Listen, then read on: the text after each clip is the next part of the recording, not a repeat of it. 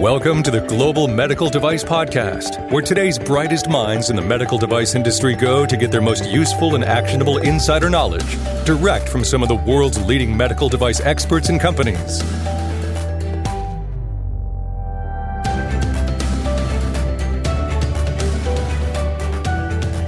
Greenlight Guru is committed to improving the quality of life, and now we're ready to improve the quality of education and training in the medical device industry. Greenlight Guru Academy is a comprehensive training resource for anyone looking to learn industry best practices with actionable training from industry experts. You'll get on-demand courses that allow you to move at your own pace on topics related to quality and regulatory, product development, design controls, risk management, doc control. Honestly, it's too many to fit into a short ad. So if you're ready to level up your medical device education, visit greenlight.guru/academy today.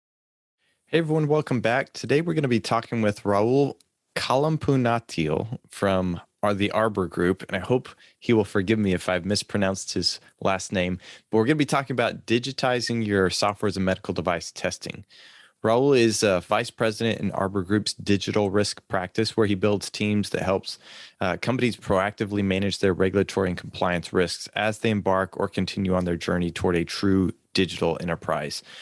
We go through a lot of different details regarding how to test what a software medical device is, what potential testing could be required. It's a very good episode as far as the overview and the risk related to your software as a medical device and its testing.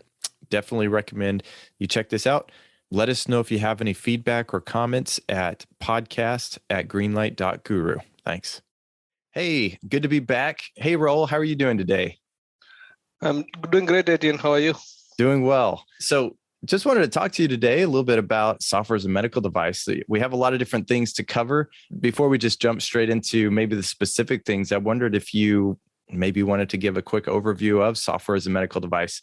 And the reason I asked that is I recently heard assume zero knowledge and infinite intelligence. And I thought that might be a good way to start some podcasts. But anyway, what are your thoughts on software as a medical device? Yeah, I think it's very important to, really talk about like what it is at the outset, because that's a lot of people get confused with it. There is software as a medical device, software in medical devices. There is MDDS and mobile apps. So a lot of different things going on. So let me start off with what exactly is the software as a medical device. So software as a medical device is any software that is intended to be used for a medical purpose, and it performs that purpose without being part of a hardware medical device. So the way it is different from a traditional medical device is that it's capable of running on any general purpose platform, and it can work on, typically it works on many different platforms. So for example, it could work on your mobile phone, your smartphone. It could work on an Android platform or a iOS platform. And so that is where it's different, because there is no physical device in this case that you can touch and feel. It's purely software, but it could it might be connected to a physical device, but it's not needed for that device to function. So a SaMD, as we call it, software as a medical device, may be used in combination with a physical medical device. It could be used with other SaMD devices, or it could also be interfaced with the general purpose software. So what's the difference in SaMD and SIMD, software as a medical device, and software in a medical device? So software as a medical device is the one that is kind of independent of the hardware. Software in a medical device it's part of that. It's embedded in that medical device. Okay. If that medical device, if a physical medical device needs some software for it to function, that wouldn't fall under SaMD. Okay.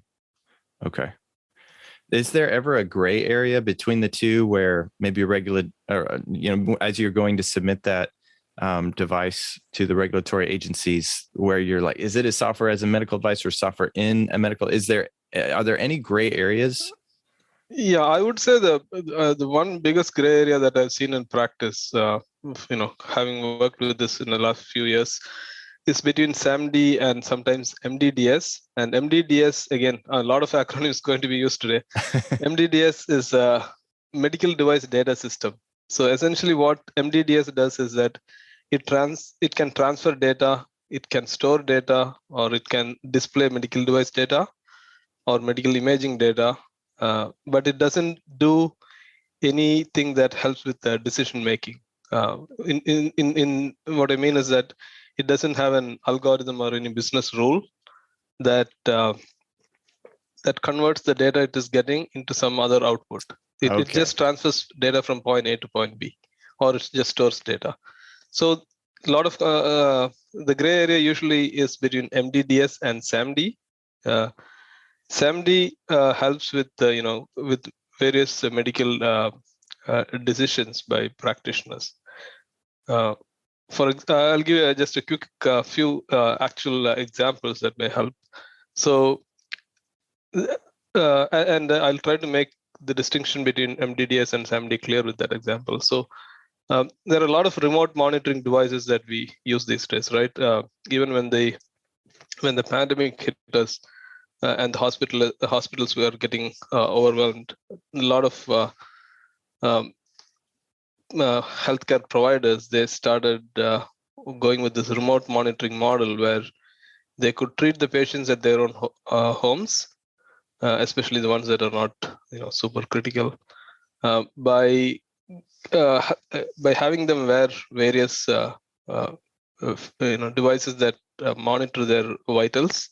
So, for example, a pulse oximeter, but the pulse oximeter won't be able to transmit the readings, especially if it goes below a certain threshold, to the healthcare provider who's physically at a very distant place. So, in that case, there are software that actually takes the input from those medical devices, and that software is usually on the smartphone. So when the patient is wearing a pulse oximeter, the pulse oximeter sends a reading to the smartphone, which is placed in proximity to that patient, and that smartphone in turn transmits that information to a cloud-based centralized location where the doctor can see the vital parameters of that patient. So if that software is just sending the reading from that the pulse oximeter, which is attached on the patient's body, to the doctor's dashboard, then it would be just an MDDS, because it's not doing anything with the data. If it shows the oxygen concentration is 90, it would just show that it is 90 on the doctor's dashboard. Okay. Now that makes Go ahead. Yeah, sorry, just one more thing. So that is MDDS. So if the same software were to have some thresholds and alert the doctor. So say the doctor sets up a threshold like if it's below 92, I need to get a notification right away, because then you need to more actively monitor the patient. So in that case, if the software has that algorithm built into it, or that rule where it takes the reading, it analyzes the reading, and then does some action based on it. In this case, generating an alarm. In that case, it's a software as a medical device. Wow. Okay. Interesting. So it really seems to boil down to indication for use, maybe a few other pieces of criteria. So yes. Yeah. One thing I'd ask about that then, do you see or have companies, when they look at this, the possibility to just stay in the MDDS realm versus going, taking that leap into software as a medical device, that one feature where it would alert the doctor, it seems like it'd be a powerful feature to have, even if it's an MDDS. And maybe we're getting into the conversation. What is the difference in MDDS and software as a medical device as it relates to the actual regulatory submission or the actual development? Can you speak to that? Yeah, sure. That's a very good question, actually.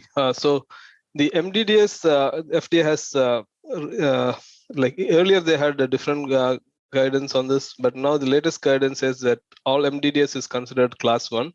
So you don't have to really go through that pathway.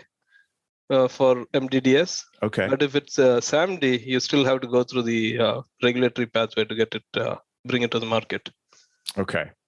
And so if companies are looking at these different pathways, have you gone through that process or had that conversation where adding that feature that will bring it up to a SaMD or a class 2 level, is that something that maybe they would say, well, we don't really want to pursue that, or is that even a determining factor? Does that play into people's decisions in the development process, or have you seen that? Yeah, So let me also clarify that Sure. the regulators themselves have a lot of. It takes some time to get used to this, because the guidance is there, but when you go to like on a case by case basis, sometimes it's really hard to determine which category it falls under, and that alert or alarm function, that was just in one example. There could be other things like that, where the software is helping make some kind of decision by adding something more than what it received as an input. So for example, if you're getting a lot of images, if the software tries to read that image and say identify a potential health condition from that image, that that also puts it under the SaMD category. So as far as the manufacturers are concerned, MDDS category is much easier to bring to the market. But if your product is sophisticated and it's really meant for a specific purpose, it makes sense to go through this route, because otherwise you're not really when you do the internet use, you really have to say that it may have more capacity than what you're claiming to be. Sure, that makes sense. Yeah. Okay. Well, so the standards in place that I think of are IEC 62304. How do those impact SaMD organizations, and how have organizations been implementing those that you've seen? Yeah. So as far as the regulatory landscape is concerned for SaMD, there's an organization called International Medical Device Regulators Forum, IMDRF. Mm-hmm. So it's a voluntary group of medical device regulators from across the world. FDA is a very active member of that forum of IMDRF, and they issued the guidance for software as medical device. So, in essence, they tried to first define what is SaMD, then they tried to how do you approach the SaMD? So they try to categorize the SaMD. Again, all the SaMDs are not equal. You could have you could have like 2, 3, or different categories, right? Sure. Depending on the criticality and whether it's treating a serious or non-serious condition. So it could have those different levels. So there is that categorization is there, and then when you approach the SaMD itself, the IMDRF does they do refer to that IEC 62304 for your software design and this system development lifecycle. One thing different from a traditional medical device for SaMD as far as IEC 62304 is concerned, for a traditional medical device, usually you go through that life cycle, and then it's pretty steady state after that. Like once you design and develop and manufacture the product, it's not very often that you change the product. For software as medical device, just by nature, there are so many frequent changes. There are new upgrades, there are releases, and so on. So your life cycle has to be, they use a term instead of SDLC, system development life cycle, they use the term TPLC, which is the total product life cycle, because the life cycle it doesn't end with the marketing of the product. Even after it goes to the market, you need to monitor it in the and collect real world data, and and also you have to push upgrade, the new versions to the customers. You have to test it before you push it out. So all that is there. So it's quite different in that way. So how do companies? So I totally agree. The changes are much more rapid in software, and there's different challenges with that as far as change management. We don't necessarily have to go into that necessarily, but the testing itself. One thing I might ask is how does a company prepare for the software as a medical device testing, and maybe if I took a step back. You have software companies that are pure software, and then you have medical devices that are pure medical. And then it seems that we're seeing a lot more software developers come into the medical device world to develop software as a medical device. And the amount of verification validation, I don't know if it's the same or if it's more rigorous. I would expect it to be more rigorous. But how do companies prepare for the level of rigor that a SaMD would require? Yeah, so that's again an excellent question. So I would say, it's not necessarily more or less. I would put it. I wouldn't put it that way. I would put it more like it's really different what you do here, because the one thing that it makes it easier, I would say, is it takes out a lot of those physical aspects out of the equation. So you don't have a machine, you don't have to calibrate it. All those things are not there. Yeah. But on the other hand, just the nature of software, it's something that you cannot touch or see. It's all code. So the from a testing perspective, especially, there's a lot of things that you need to pay attention to. One is that's a whole clinical evaluation that needs to be made, and basically there should be a valid clinical association between your SaMD's output and the targeted clinical condition. You need to be able to demonstrate that relationship is there. So step one is really to make sure that through testing, you have to make sure that the SaMD correctly processes the input data and provides the accurate and precise output. That is step one of testing. The step two is really to show that output that you got that meets the intended purpose for your targeted population in that clinical context. So, okay. Yeah. So and when they're setting that up, I suppose I guess it just depends on the standard of care at the time that they're using to evaluate it against, whether it's a doctor's determination of imaging versus the algorithm's determination from those same images. Is that kind of part of what that clinical validation is evaluating? Yeah, that's definitely one way to do that.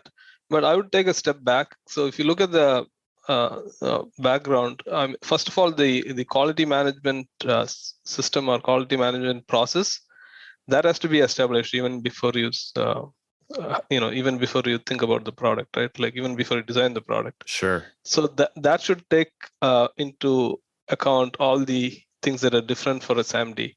So your traditional, and you actually used two good examples. One is software companies that are bringing SaMD products to the market, and the other one is the traditional medical device manufacturers bringing SaMD. So the traditional manufacturers, they usually already have a quality management system. It just needs to be adopted and slightly changed to accommodate all the things that the SaMD needs. But when it comes to the software companies, a lot of them they don't have a quality management system that stands up to the FDA requirements. I mean, they may have something from a good IT practice standpoint, but not from a FDA life sciences standpoint. Yeah. And let me ask you something about. I don't want to cut you off. There's something you asked about you said with the QMS. They may have an established QMS. It just needs to be adopted and maybe slightly changed. What are those slight changes in your mind that might be required in a typical medical device company that's starting to develop software? So the traditional medical devices, it goes through a very I would say, very regimented process where you have a design file, you kind of know things ahead of time. You want it to do in a certain ways, and then you go and build it, then you test it, and then you take it to the regulatory pathway, and then you launch the product. When it comes to SaMD, just because of the you're not physically building anything; it's coding. So the way the coding works, we are in 2022. It's a very agile environment, right? I mean, it's not like where you kind of go into it with without knowing a lot of things. So and your testing has to be kind of dynamic along with the design and development. So what it means is that you could possibly use some kind of methodologies like Agile or DevOps, which are more suited to these kind of rapid development and then continuous change kind of situations. So that is one aspect. So having that, the QMS should be able to support a quick turnover. I mean, it should not become the bottleneck like it usually becomes. That is one key aspect of SaMD when it comes to QMS. There's a few things that I've had traditional companies ask me about, and one is, is the SaMD required to have a DMR, for example, or like a UDI, and how do those things tie in?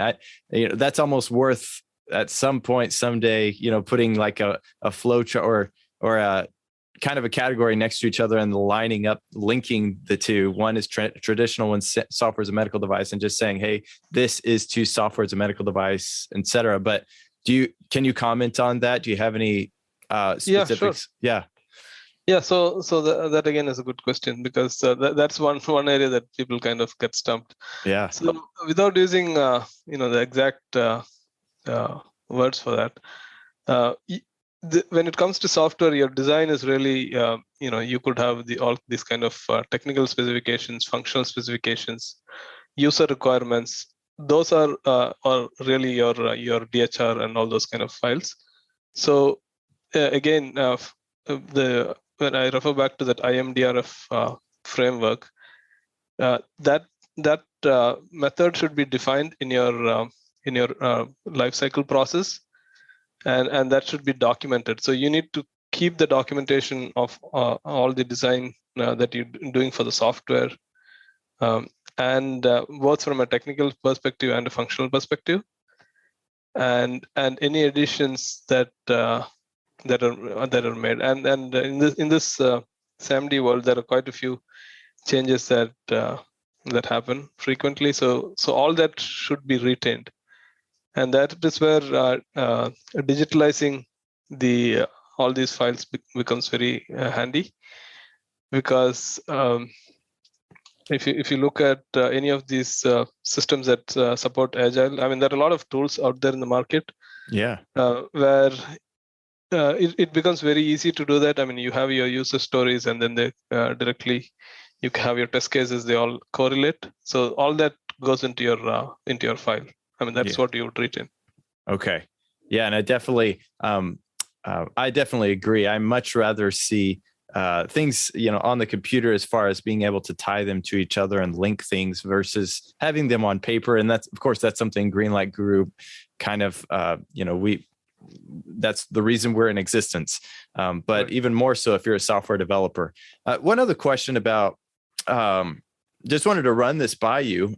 If we look at the design controls process itself, if we move from the traditional manufacturer who's developing software and go to the other spectrum, the software developer who is now moving into the medical device space, they may be scratching their heads about this design controls process. What are user needs? What are design inputs, design outputs? And the thing that I've seen this sort of correlated with is user needs to a software developer that kind of correlates to the epics. And then design inputs are kind of like those user stories, and design outputs, the actual lines of code. Would you agree with that, or do you have any refinement to put there?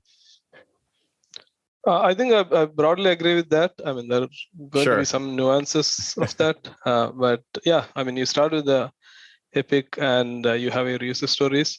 So when it comes to this SaMD, I mean, initially you kind of know what the product is going to do. It's just the many things that you need to achieve the final output. So you capture all this as your user stories, all the details, and then actually this is one area where a lot of automated testing is actually encouraged, because SaMD is actually a good candidate for that because of the nature of the product.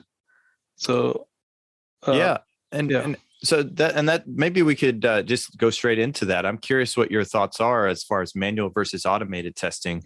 How would a company go about setting that up or evaluating this is a good candidate?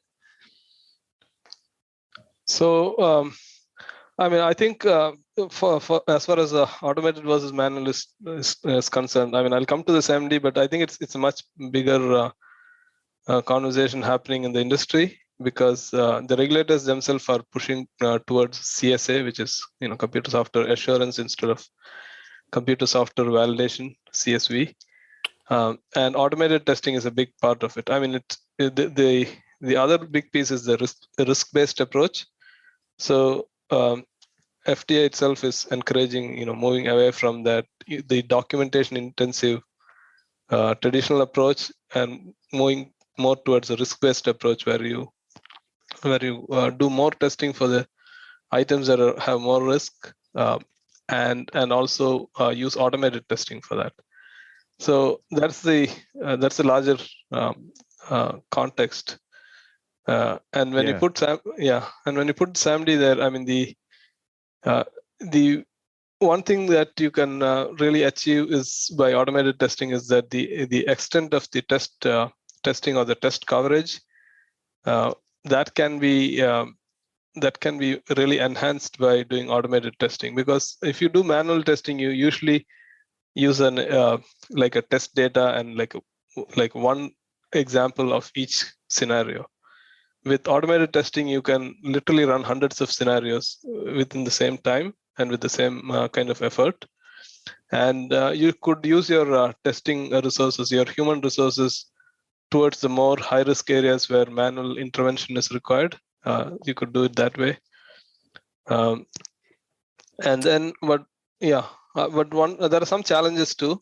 I would say that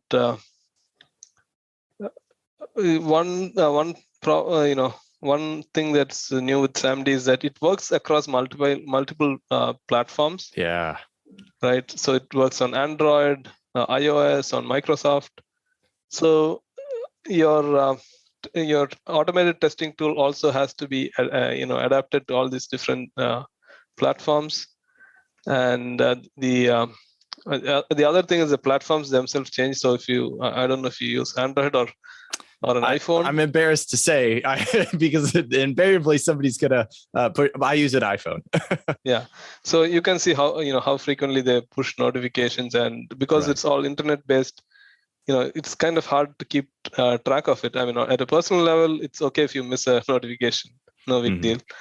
But when you're doing a product that is going to impact patient safety, all these things become challenging. So it's just very important to stay ahead of that and make sure that the automated testing takes care of all the scenarios that your product is capable of working on. That makes total sense. You mentioned a phrase there that I don't think I'm familiar with. I wonder if you can maybe educate me. So CSA versus CSV, computer software assurance. Is that, am I getting the acronym right? Right. What are the difference in those two? So I think I kept my promise of using a lot of acronyms today. You're doing great. You're doing great. Yeah. So traditionally, and I think the initial regulation came sometime in 1992, if I'm not mistaken. So that's when we went from paper-based forms to actually electronic records and 21 CFR Part 11. So CSV is kind of dated in the sense that it came out at that time and we have been using it still. So what is almost 30 years? Yeah. Okay. So then the traditional approach, it's very documentation intensive for one. Mm-hmm. You test everything, you keep a record, you sign and date everything. I mean, it's just, yeah. I mean, it started with, has everything with good intentions, but it became very, I would say, kind of clerical over a certain period of time. Mm-hmm. And we just have like lots and lots of paperwork. And I mean, when I say paperwork, even digital and testing without actually looking really at the risk, of different products. So say you have a software that is actually monitoring a patient's, say their heartbeat or something like that, which is used in a highly critical hospital kind of situation. And then you have a software that is managing consent, which is, before you go for a procedure, you need to get the patient's sign and date and all that. Okay. So if you look at these two software, the one that is for the consent management, it is important to get and record the consent, but it's not directly impacting the patient safety. It's informational, and it they can make informed decisions and give the consent. But the one that actually the other software that actually physically monitor the software that monitors the patient's physical condition or the heartbeat, mm-hmm. that is a much higher risk, because anything wrong with that software, it's literally puts the patient at risk. So the reason I gave that example is because in the CSV approach, we kind of we don't really look at the risk for before doing that validation. I mean, it's it kind of follows a like one size fits all kind of approach in many ways. I mean, the example that I used is actually quite dramatic. I mean, there's no comparison between those two software, but sometimes there's different pieces of software. Some are like high risk, medium risk, low risk, and then you have to tailor your testing and validation depending on that risk. So the CSA approach, which is the computer software assurance, it's just takes a more risk-based approach, and the intention being to make sure that the software is meeting the intended use, but you really focus on the areas that are higher risk, and you could also use more automated testing. Okay, so that's really what it boils down to is your the level of focus on the area that is affected the most by risk. Exactly. Okay, no, that makes sense. Thank you for explaining that. That makes a lot of sense. So when did CSA? Is that a relatively new initiative? Yeah, it has been. I think in the industry it has been going around for a few years. I would say 3-4 years. Okay. But I mean, nothing has been promulgated yet. It's. I think there will be some guidance which is expected. Okay. But that has been the the informal push towards CSA. Okay. So in your experiences, then knowing the different types of validation, what are some best practices that you've seen? And maybe, I always learn from the pitfalls as well. So I don't know, whichever direction you want to go, the positive or the negative, but best practices for companies setting up their test procedures or versus maybe some common pitfalls that they should be avoiding. So I'll start off with the best practices. I think we mentioned this a little earlier. As far as SaMD is concerned, it's best to use a methodology that is more suited for software.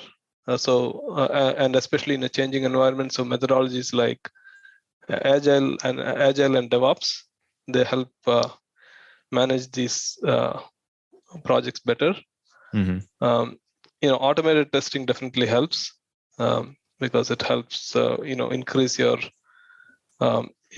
depth of testing, increase the number of scenarios, and you really don't need to do a sample-based approach. You could kind of test the entire population.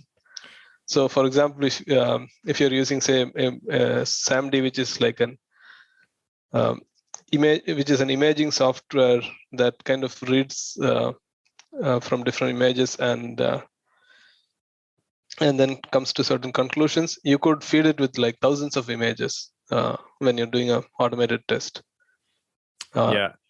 Whereas if you're doing a manual test, I mean, it's very hard for one person to go through multiple images. So typically, what people do is they use like one case which is a positive scenario, a few cases, one case that is negative scenario, and then they're done with testing. But in this, when you use automated testing, it's much more robust and it's much more convincing because you use much bigger population. That makes total sense. You've got me convinced on automation 100%. But so I want to ask you, though, about the agile approach. You mentioned that it's a little bit better to use the agile approach.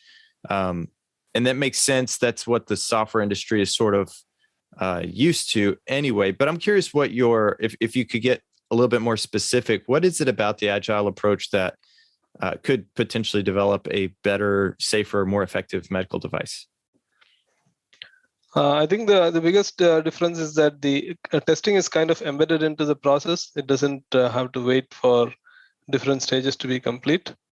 So your testing team is involved through the development process instead of, if you use a more traditional like waterfall approach, you first do all the design, you start building it, and then you go and test it. So just based on the nature of SaMD, if you're doing that, if you're coding for a certain software, it's better if your testing team or really your quality management team is involved in the process. You kind of reduce the time it takes to come out with the final product.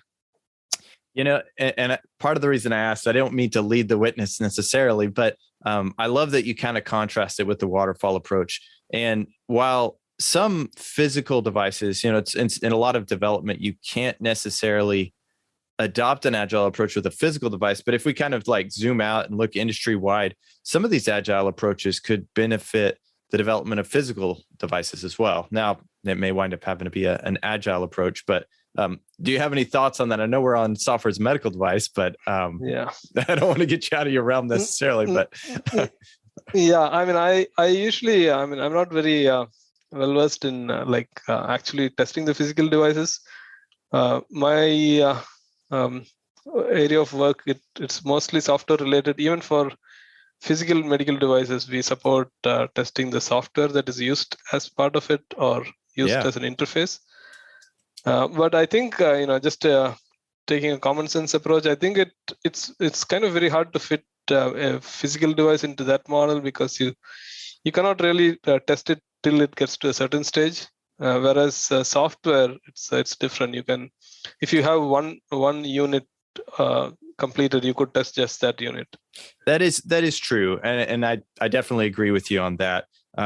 However, there is kind of I don't know. There seems to be an approach in the industry, at least I run into sometimes, where verification is sort of treated as an event, a moment in time, versus a series of tests that could potentially be done on features. Granted, need to be done on the to be marketed device at some point, but still, just a series of testing. But maybe that's a conversation for a different day. But any other thoughts on the best practices or common pitfalls? I kind of cut you off a little bit. You were talking about the approach and then the automation. Any other tips? Or those 2 points were more related to the quality side of it.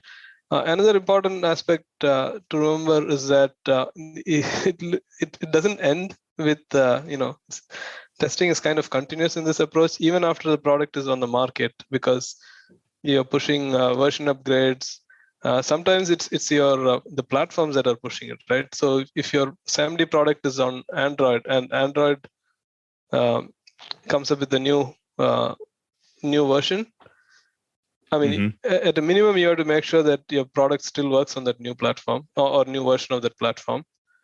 That's the minimum. Or you could, if you want to use some of the new features and extended capabilities of the new version, you could also enhance your product. And then in that case, you could you will need to do some additional testing. So that is one thing. And then a very important thing to keep note is that it's kind of important to keep track of all the people that are using the product, whether they're customers or not, because when you have these new versions, it might need to be pushed out to the people who are already using them. So for a software as a medical device, that post-market activities are also equally important. One question about that. So if you have, and so we're sort of coming at this from different worlds. Your software. I'm not as much. I'm more of a physical device guy, but I do know, when you have a software that has to be, like you said, enhanced perhaps for a new version, those enhancements, could they, if there's not backwards compatibility, and you have to wind up maintaining two versions, for example, maybe you have, as you mentioned, your user base, some section or segment of that user population is going to stay with an older version for whatever reason, of that Android or of whatever device they have.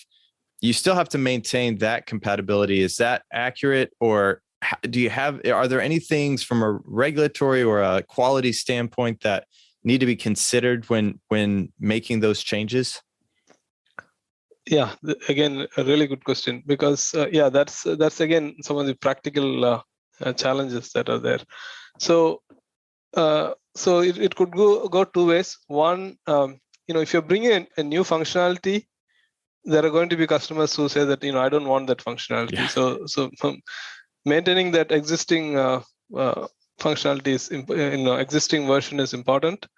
But there may be cases where it may not work anymore. It may not, maybe there's a technical reason. So that is why this communication is very important. Even post-market, you need to know and publish it. The IMDRF framework also talks about decommissioning. You have to provide a way for your existing customers to know that they need to decommission the product if it's kind of end of life, for lack of a better term. Okay. Because it's like when it's a physical device, it's that much easier because you know where it's located, or you could find out where it is located, and there is only so many of them. I mean, this software as a medical device, you could literally download it on your laptop, right? Yeah. Or on it.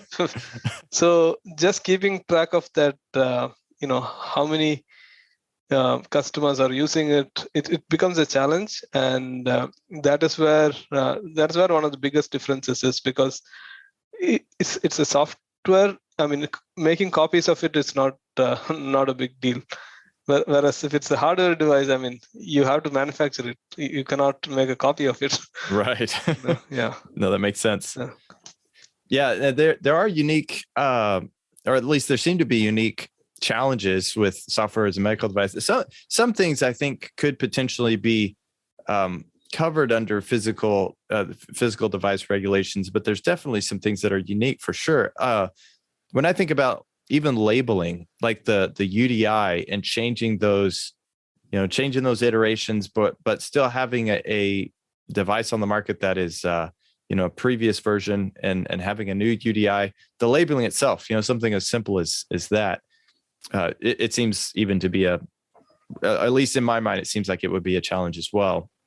I don't know if you want to comment on that. It's okay if you don't, but no, that's definitely one area. And even for your IFUs, you need to also instructions for use. You also need to mention in that this product is likely to change. I mean, if you don't know your exact release schedule, I mean, you don't have to provide that level of detail, but you have to provide some way of maintaining that communication. You could also provide them some way to reach out to you, like a toll-free number or an email that's monitored, email inbox where people constantly know about what is going on with that product, because like you said, it's going to it's not like a one-time thing with the software as medical device. Yeah. That's actually another thing that I think I didn't mention so far that is different from physical medical device is that the cybersecurity, that is a big component, big consideration when it comes to this. Because no, go ahead. Sorry. Because many reasons. I mean, a lot of them very obvious. I mean, it's you could put it on your different laptops, mobile platforms. So the chances of somebody hacking into it and thereby impacting patient safety is that much higher versus a physical machine which you can physically secure. And FDA has issued guidance on cybersecurity. And there has been a lot of focus recently. I mean, they do refer to the federal NIST framework for cybersecurity. So you have all these things like access controls, encryption, different methods of securing your platforms and solutions. Yeah, that I can definitely see that being an incredibly challenge because it's an ongoing thing as well. And I suppose it would speak to that post-market surveillance or post-market activities, maintaining that security of your device. Exactly. Yeah. Well, I thought this was really good. Any other thoughts, comments, recommendations you can give to companies as they're gearing up their software as a medical device, either as it relates to testing or just in general? Yeah, I think, first of all, this whole this field is pretty dynamic. So even the regulations can change. The software as a medical device, I mean, all the examples that I used in this conversation so far were, I would say, more simple examples, remote monitoring or image, like image analysis and all that. There are a lot of other software as medical devices which are much more complex, like your AI-driven models, machine learning, which also falls under SaMD. And the guidance for that is changing because those categories of software as medical device, they can automatically adapt based on the inputs they're getting, and they can learn from as they go through more examples. So, the guidance itself is changing in this area. So, companies that have products in that those type of products, they need to make sure that they keep up with the latest guidance. I think if a company has a good quality management system, everything else kind of falls in place because they would have a way to keep track and monitor the changes, whether it's with the regulations or with the leading, IT best practices. It's the challenge is more for the companies that are more like software companies, which don't have that QMS framework. Yeah, that makes sense. So, and we definitely recommend going to the Greenlight Guru website if you need more information about some of these things. But aside from that, there's lots of different places you can get information. Do you have a recommendation, Rahul, for these companies that are maybe early on, just getting into the medical device world, coming from the software world? Yeah, I think companies that are, especially the ones that are new to this medical device world, they definitely would need some help. I mean, it's a lot of things to do, especially when you're bringing out your first product. I think if you have multiple products, eventually you get to a more mature state where you can kind of do it by yourself. But before that, I think it definitely makes sense to take help of professionals. And there's a lot of information on the FDA websites about what you can do and what are the different categories and so on. But I think it's if you're considering, especially if your software falls under one of the categories where you need to go through a regulatory pathway, it makes sense to do it a more professional way. That makes sense. Well, I appreciate it, Rahul. You kept your promise. We talked. Let me see if I can remember some of these. We had SaMD, of course, MDDS, which I didn't think I knew the what that acronym was for previously. MDDS, IMDRF, CSA, CSV. This was really good. So you kept your promise with the acronyms. We'll definitely put a link in our show notes so they can find you and find the Arbour Group, see what you're doing, and learn more about what you do at Arbour Group. And very much appreciate this conversation. Thank you, Rahul. Yeah, thank you, Etienne. All right. For those of you who've been listening to the Global Medical Device Podcast. Thank you for listening, and we will see you next time. Improving the quality of life. I know we say it a lot here at Greenlight Guru, and I'll bet it's something you probably said at your company too. We help babies breathe at night. We give you another day to be a dad. We give you back your eyesight. Those are some of the things the medical device industry and our customers are able to say, because that's what they're doing. They're improving the quality of life for these individuals. Greenlight Guru is the only quality management software designed exclusively for the medical device industry. We built our software around standards like ISO 13485 and risk-based principles to help you bring safer devices to market 3 times faster. We're building the tools that will make it easier for you to build yours. If you're ready to find out how to improve the quality of life, contact greenlight.guru today.